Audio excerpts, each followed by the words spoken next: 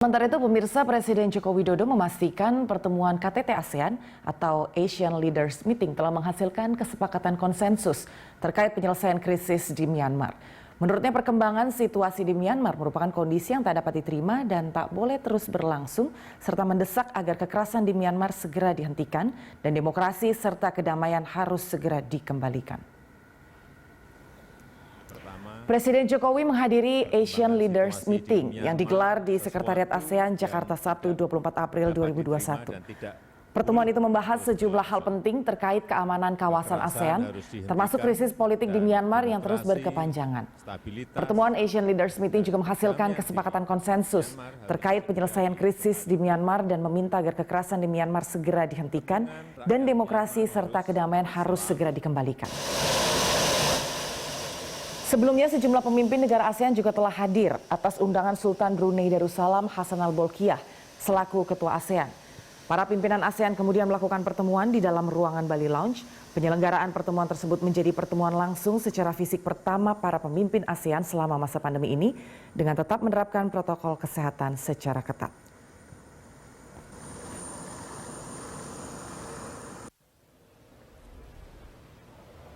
Kita patut bersyukur bahwa pada akhirnya ASEAN Leaders Meeting dapat diselenggarakan pada hari ini.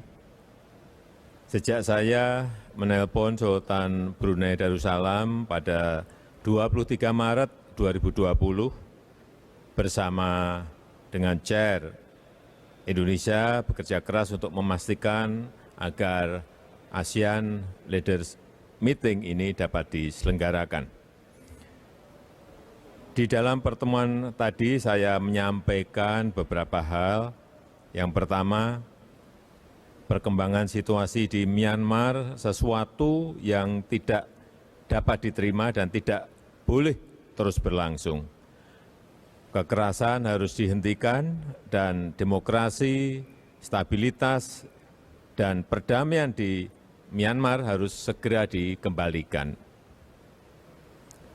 Kepentingan rakyat Myanmar harus selalu menjadi prioritas. Kemudian yang kedua, dalam pertemuan ini saya juga menyampaikan pentingnya pemimpin militer Myanmar untuk memberikan komitmen, yaitu permintaan komitmen pertama, penghentian penggunaan kekerasan dari militer Myanmar. Di saat yang sama, semua pihak harus menahan diri sehingga ketegangan dapat diredakan. Permintaan komitmen kedua, proses dialog yang inklusif harus dimulai. Tahanan politik harus segera dilepaskan. Dan perlu dibentuk Special Envoy ASEAN, yaitu Sekjen dan Ketua ASEAN untuk mendorong dialog dengan semua pihak di Myanmar. Permintaan komitmen ketiga, pembukaan akses bantuan kemanusiaan dari ASEAN yang dikoordinir oleh Sekjen ASEAN bersama dengan AHA Center. Dan Indonesia berkomitmen untuk mengawal terus tindak lanjut dari komitmen tersebut agar krisis politik di Myanmar dapat segera diatasi.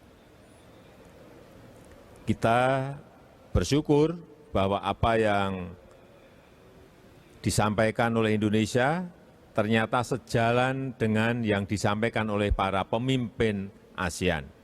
Sehingga dapat dikatakan para pemimpin ASEAN telah mencapai konsensus. Sekjen ASEAN telah menyampaikan 5 butir konsensus yang nanti akan disampaikan oleh Ketua atau Sekjen ASEAN. Isi konsensus isinya kurang lebih sama dengan apa yang tadi saya sampaikan dalam pernyataan nasional yang telah saya sebutkan tadi. Demikian yang bisa